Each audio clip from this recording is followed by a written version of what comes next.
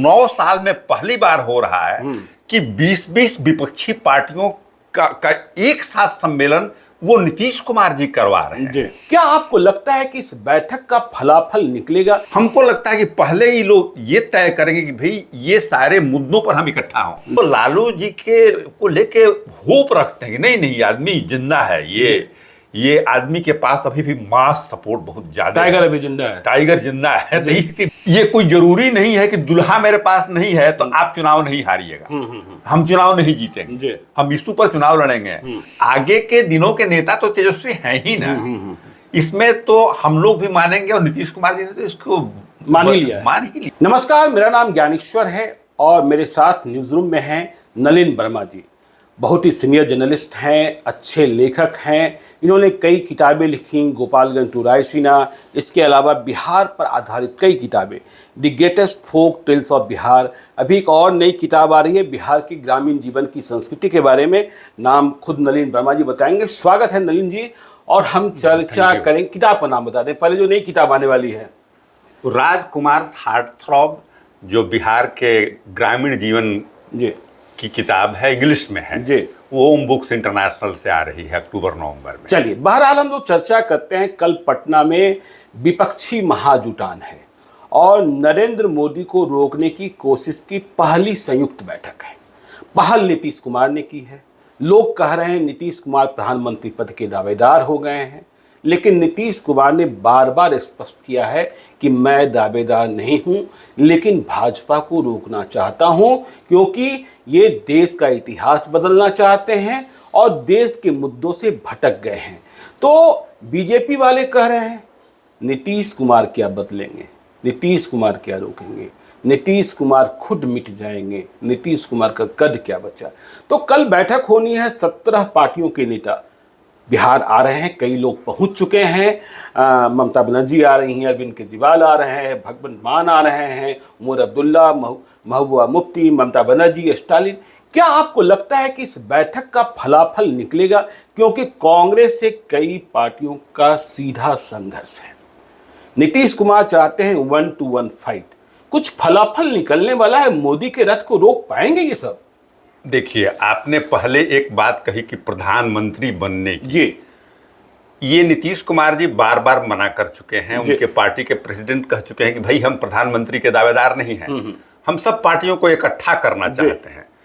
अब बीजेपी इसको उनको प्रधानमंत्री के रूप में कि पीएम बनने के कोशिश में हैं या उनको पीएम बनने का लालच है, तो इससे अपने पॉलिटिकल तरीके से वो करेक्ट बोलना चाह रही है। ये इस बात पर हम लोग उतना नहीं जाएं, जो नीतीश कुमार जी ने जो कहा है उस पर माने नहीं। आप लालू यादव, नीतीश यादव को लंबे समय से देखते रहे हैं और समझते भी हैं दोनों के नेचर और सिग्नेचर को।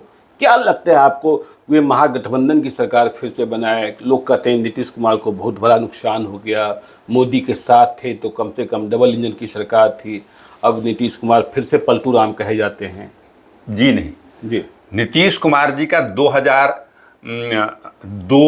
2022 में अगस्त के पहले का इमेज देखिए। वो 2020 में बीजेपी के ही चिराग पासवान के प्रॉपअप करने पर या एलिगेशंस लगाए गए कि भाई इनको लंगड़ी मारा गया। बाद में आने के बाद भी इन्होंने कहा कि इनके पार्टी को तोड़ने की कोशिश की जा रही थी। जो इनके पुराने जो आरसीपी सिंह के द्वारा जो भाग के फिर एमपी में वहाँ पर बीजेपी में चले भी गए हैं अभी। तो जब आए तो उनका क्या कद था? आज देखिए कि नीतीश कुमार मुख्यमंत्री थे, नीतीश कुमार नरेंद्र मोदी के साथ थे, एनडीए के मुख्यमंत्री थे जी। अभी आप देखिए कि एक मुख्यमंत्री हैं और 5-5, 6-6 मुख्यमंत्री इनके कॉल पर आ रहे हैं। विपक्ष में जब गए हैं तो इनके कॉल पर 5-5, 6-6 मुख्यमंत्री आ रहे हैं। 9 साल में पहली बार हो रहा है कि 20-20 विपक्षी पार्टियों का एक साथ सम्मेलन वो नीतीश कुमार जी करवा रहे हैं। तो अब से एनडीए में ठीक है मुख्यमंत्री थे, उसको डिनाई नहीं कर रहा हूं। मुख्यमंत्री तो अब भी हैं, मुख्यमंत्री तो अभी हैं, लेकिन आप ही ने बताइए कि बीजेपी के हों या नॉन बीजेपी के हों, कौन ऐसे मुख्यमंत्री हैं जिनके एक कॉल पर नरेंद्र मोदी जिनको माना जाता है कि भाई देश के सबसे बड़े नेता हैं और इनको 2-2 बार चुनाव जीत चुके हैं, 9 साल हो गए, 10वां साल में प्रवेश कर चुके हैं, उनके खिलाफ एक मुख्यमंत्री कॉल देता है और महाराष्ट्र से शरद पवार जी, उद्धव ठाकरे जी, स्टालिन साहब, ममता बनर्जी, अरविंद केजरीवाल, हेमंत सोरेन, उमर अब्दुल्ला, महबूबा मुफ्ती, अखिलेश यादव, ममता रामलिया ही, तो ये सारे लोग आ रहे हैं। तो क्या आप कहिएगा कि वहां पर थे तो ठीक थे? नहीं, जिस राजनीति में है उसमें इनका कद जो है काफी बढ़ा हुआ दिखाई पड़ रहा है। और ये बीजेपी को चुनाव हारना जीतना तो एक साल बाद की बात है, लेकिन एक फॉर्मिडेबल चैलेंजर के रूप में अपोजिशन कल से एमर्ज, अगर ये मीटिंग सक्सेसफुल होता है तो वो चैलेंज के रूप में नरेंद्र मोदी जी के सामने नहीं है। ये एक जर्नलिस्ट के रूप में कहना बहुत ही गलत होगा। वो चैलेंज है उन लोगों। नहीं, आप चैलेंज की बात कर रहे हैं, लेकिन आंतरिक संघर्ष इतना है। बात होती है 1-to-1 फाइट की, लेकिन ममता बनर्जी को कांग्रेस से परेशानी है क्योंकि कांग्रेस ने सीपीएम के साथ वहां समझौता कर रखा है। आपने कहा कि आप दिल्ली लड़ना छोड़ दो तो हम राजस्थान और मध्य प्रदेश नहीं लड़ेंगे। अखिलेश यादव कह रहे हैं इनकी औकात ही नहीं है कि इतनी सीटें जो ये मांगते हैं उनको हम दे दें। तो फिर कैसे होगा, कैसे ये मोर्चा बनेगा और कैसे संघर्ष होगा, कैसे कोई नैरेटिव तय होगा? फिर तो बीजेपी कहेगी ये सब, जैसा आज मायावती ने कहा कि दिल से तो मिल नहीं रहे हैं, हाथ जरूर मिला लेंगे। जी ठीक है, मायावती ने कहा कि दिल से तो मिल नहीं रहे हैं, हाँ, हाथ जरूर मिला जी। तो क्या भाजपा के साथ दिल से नहीं मिल रही है, हाथ मिला ली है? ये सब तो कहने का है, अपोजिशन के लोग बोलते हैं। हाँ, हाँ। लेकिन बात है कि जो राजनीति में जो इंटरनल या एक्सटर्नल जो इंट्रा पार्टी फाइटिंग होता है वो केवल यहीं पर सीमित नहीं है। आप जाइए, राजस्थान में चुनाव हो रहा है और देखिए कि अमित शाह जी का और वहाँ की जो मुख्यमंत्री थी वसुंधरा राजे, क्या इक्वेशन है। महाराष्ट्र, आप कर्नाटका में देख करके आए हैं कि डिफरेंसेस इतने थी कि वो भी येदियुरप्पा साहब ने प्रभाव डाला इस तरह से। तो वो सब पार्टियों में रहते हैं, कॉन्फ्लिक्ट रहते हैं, लेकिन अल्टीमेट बात जनता की होती है। जब लोगों का दिमाग बन जाता है कि भाई हमको नरेंद्र मोदी जी को लाना है, जो 2019 में लोगों ने देखा था, लोगों ने ला दिया। अगर लोगों का दिमाग बन जाए कि नहीं इनको अब हटाना है, तो फिर पार्टियां भी वो बहुत कम दिन में इकट्ठी हो जाएंगी। कुछ इधर उधर भी होगा, आपस में मतैक्य का अभाव भी होगा। उसके बाद भी देखिए कि जाने वाले चले गए, आने वाले आ गए। हाँ, तो ये सब चीजें तो होती ही रहेंगी। तो कल की बैठक से क्या फलाफल आपको दिखता है? ये तय हो जाएगा कि हम लोग सब साथ मिलकर लड़ेंगे या मुद्दों पर साथ संघर्ष करेंगे? ये हमारे समझ से अभी चुनाव में लगभग 1 साल की देरी है। अब तो 1 साल से कम बचा, 1 साल से कम बचा है, 11 महीने की देरी है।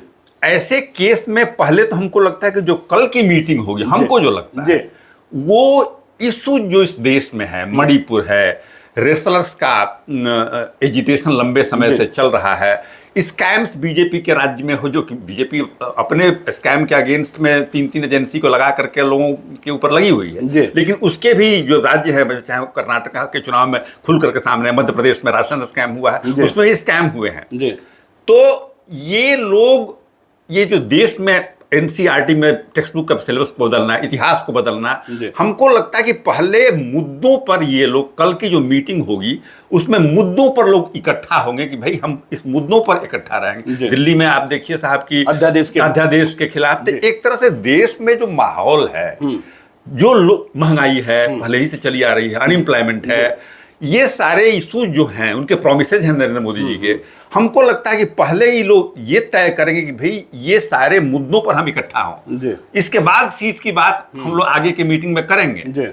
कल की मीटिंग में हमको लगता है कि मुद्दे पर हम लोगों की सहमति बने और उस पर कोई रिजोल्यूशन लिया जाए। देखिए क्या होता है। नहीं, यदि मुद्दों पर इन्होंने रिजोल्यूशन ले लिया, जैसा अरविंद केजरीवाल भी चाहते हैं, उन्होंने यह शर्त ही रख दी है कि बैठक में सबसे पहले दिल्ली की चर्चा हो, क्योंकि जिस तरीके से अध्यादेश लाया गया है वह सिर्फ दिल्ली पर ही नहीं, आगे जो गैर शासित भाजपा प्रदेश है उनमें भी केंद्र सरकार दखल दे सकती है। लेकिन कांग्रेस क्या राजी होगी?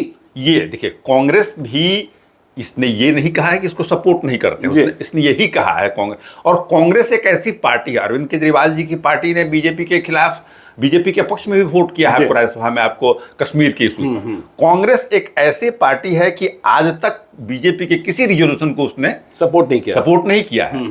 अभी भी कहा है कि भाई 1 महीना पहले हम इस पर फैसला लेंगे, लेकिन कांग्रेस का हिस्ट्री है कि बीजेपी के साथ तो जा नहीं सकती है। तो इस समझे, ठीक है, एक पॉलिटिकल बात है कि उनके डिफरेंसेस आम आदमी पार्टी से हैं और नीतीश कुमार जी पर ये जिम्मेवारी बनती है और लोगों पर कि कैसे हम आपस के अंतर्द्वंद को दूर करके इकट्ठा रहें। लेकिन कांग्रेस को आप मान के चलिए कि विरोध करेगा ही बीजेपी का, वो चूंकि उसके इतिहास, उसकी राजनीति है उसको विरोध करने की। हाँ, नहीं तो कांग्रेस पार्टी विरोध करेगी, लेकिन आप ये बताइए कि आपने कहा कि नीतीश कुमार जो हैं वो उम्मीदवार नहीं हैं। हाँ। तो फिर उम्मीदवार कौन होगा? बीजेपी तो यही पूछ रहा है कि आपके पास दुल्हा कौन है? दुल्हा है कौन? किसके बूते लड़िएगा आप? आप तो राहुल गांधी को तो सीधे लोग पप्पू कह देते हैं। जब जीत होती है तो राहुल गांधी का नाम नहीं लिया जाता है, सिद्धारमैया और डीके शिव कुमार की बात हो जाती है। तो क्या दुल्हा कौन? आप विगत कुछ चुनावों को ले लीजिए, देश की ही बात हम लोग कर रहे हैं। 2004 में दुल्हा कौन था? और क्या अटल बिहारी वाजपेयी, माननीय अटल बिहारी, वो कम कद्दावर नेता थे? इस देश के कुछ गिने चुने प्रधानमंत्रियों का नाम लीजिएगा, इंक्लूडिंग नरेंद्र मोदी जी, तो उनका कद बहुत ही ऊपर था। शाइनिंग इंडिया का तो नारा था। और कोई आदमी जो विरोधी भी जो है वो मानता है कि अटल बिहारी वाजपेयी बहुत बड़े स्टेट्समैन थे इस देश में, और पूरी दुनिया में उनको लोग मानते थे। उनके सामने कोई दुल्हा था? चुनाव हार गए थे। तो कहने का मतलब कि वो दुल्हा आपको 96 में भी कोई नहीं था। 96 में इलेक्शन हुआ, देवेगौड़ा बने थे, कोई प्रोजेक्ट हुआ था क्या कि भाई कौन बनेगा? 77 में भी नहीं था। 77 में भी नहीं था। 91 में भी नहीं था। तो ये ठीक है, बीजेपी का काम है कि तुम्हारा दुल्हा कौन पूछना, लेकिन ये कोई जरूरी नहीं है कि दुल्हा मेरे पास नहीं है तो आप चुनाव नहीं हारिएगा। हम चुनाव नहीं जीतेंगे, हम इशू पर चुनाव लड़ेंगे। और इन लोगों का इम्फेसिस यही है कि कोई प्रधानमंत्री का उम्मीदवार मेरे समझ से नहीं, चाहे राहुल गांधी जी हों या नीतीश कुमार जी हों, किसी को भी लोग, राहुल गांधी को तो लोग पप्पू कह देते हैं। पप्पू लोग कह देते हैं, देखिए इनको भी फेंकू कहते हैं। तो वो राजनीति में तो फेंका फेंकी चलते रहता है। लेकिन एक जर्नलिस्ट के नाते ना हम लोग किसी को पप्पू मानते हैं और न किसी को फेंकू मानते हैं, न किसी को पलटू राम मानते हैं। राजनीति है भाई। तो ऐसे केसेस में क्या नरेंद्र मोदी जी फेंकू है? ऐसा तो नहीं है। इतनी बड़ी हजारों किलोमीटर की यात्रा किया राहुल गांधी जी ने, उसमें नेचुरल लाखों लोगों का रिस्पॉन्स सब हम लोगों ने देखा इस चीज को। उसके बाद कर्नाटका की विक्ट्री हुई है। अब कोई बीजेपी का नेता कुछ अपना व्हाट्सएप पर और पप्पू, ये सब जुमला है, लेकिन तब है कि बीजेपी राहुल गांधी जी का नरेंद्र मोदी जी को कहीं से डिनाई नहीं कर रहे हैं कि नहीं है, वो तो नेता हैं। लेकिन राहुल गांधी जी का कद विगत जब से उन्होंने यात्रा की है काफी बढ़ा हुआ है। ठीक है ना, राहुल गांधी जी का कद बढ़ा हुआ है। एक बात बार बार चर्चा में आ रही है, नीतीश कुमार जी ने कहा कि चुनाव के लिए तैयार रहिए, समय से पहले भी चुनाव हो सकता है। और कल मायावती ने भी अपने साथियों के साथ संबोधन में इसी बात की भविष्यवाणी की। ऐसी बातें क्यों होनी शुरू हो गई है कि चुनाव, लोकसभा का चुनाव जो अगले साल अप्रैल मई में होना है, वह पहले भी हो सकता है? अब देखिए, इसका तो एक्सेस हम लोगों के पास नहीं है, लेकिन पास्ट में चुनाव हुए हैं, बाद में भी हुए हैं, पहले भी हुए हैं। वाजपेयी साहब ने चुनाव 6 महीना पहले करा दिया था, हालांकि वो हार गए थे उस चुनाव को। इंदिरा गांधी जी ने 6 महीना बाद की इमरजेंसी लगा दी। अब इन लोगों को लगता है कि हम लोग इकट्ठा हो रहे हैं तो एक नैरेटिव डेवलप करे, कहीं लोगों का विपक्ष के खिलाफ, विपक्ष के पक्ष में मजबूत लोग अगर होने लगेंगे, तो जब तक नीतीश कुमार जी को लगता हो कि जब तक ये हम लोग खड़े होकर ठीक से स्थापित हो, उसके पहले ही चुनाव हम करवा दें, तो एक अंदाज वो लगा सकते हैं कि भाई ऐसा, हमको लगता है अंदाज ही पर वो बोल रहे हैं। चलिए अनुमान की बात लेकिन एक बात और बार बार आती है, जैसा आपने कहा भी कि जो विपक्ष है उनके नेताओं के खिलाफ ईडी, सीबीआई, आईटी का एक्शन। आपने देखा मनीष सिसोदिया जेल भेज दिए गए। तेजस्वी यादव भी बार बार कह रहे हैं, आप तेजस्वी यादव के करीब हैं, लालू यादव से मिलते ही रहते हैं, तेजस्वी यादव भी कह रहे हैं कि मुझे भी कभी भी गिरफ्तार किया जा सकता है।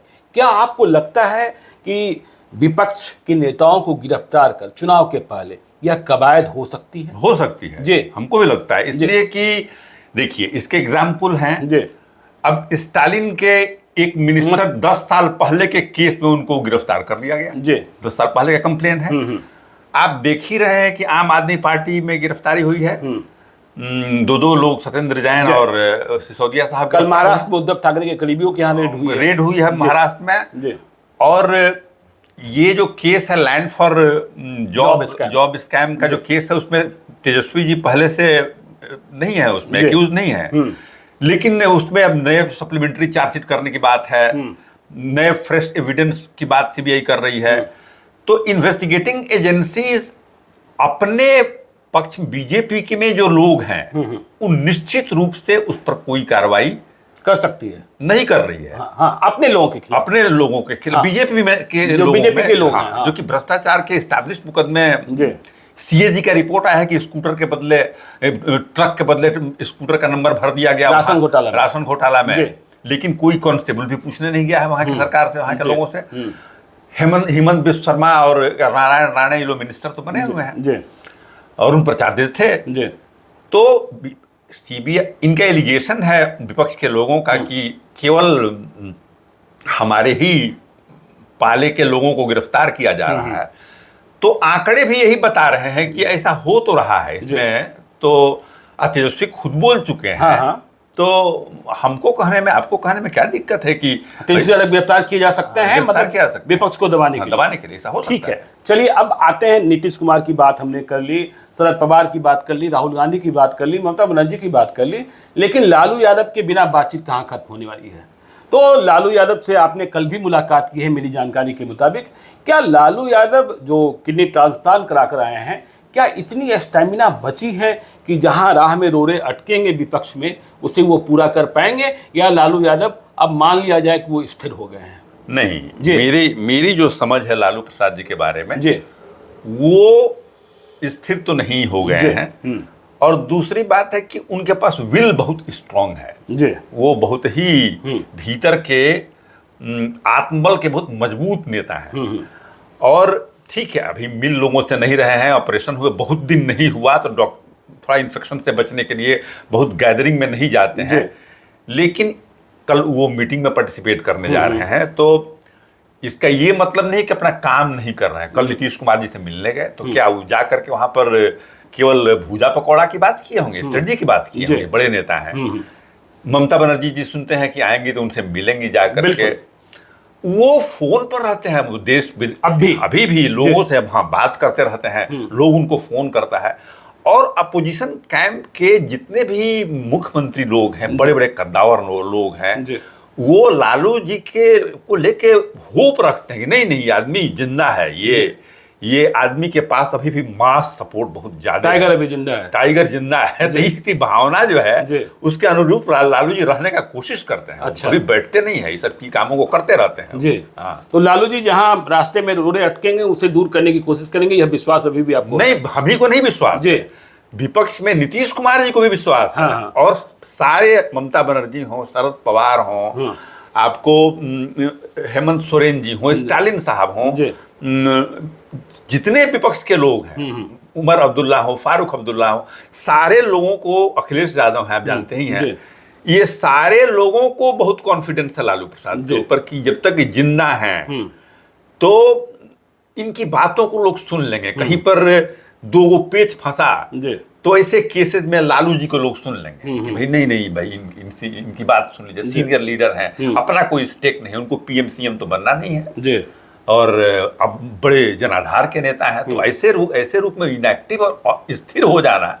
तो बल्कि तेजस्वी को भी मैं देखता हूं कि उनके आदेश का, उनके कंसल्टेशन का वो इंतजार करते हैं। अच्छा, लालू जी के कंसल्टेशन का इंतजार करते हैं, अभी भी करते हैं। राष्ट्रीय प्रेसिडेंट हैं, तो ये नहीं है कि सारा पावर जो है कोई इस्तेमाल कर रहा है, उनको एक फिगर हेड के रूप में रखा गया है, ऐसी बात नहीं है। एवरीडे उनको ब्रीफिंग होती है कहाँ क्या हो रहा है देश में, विदेश में।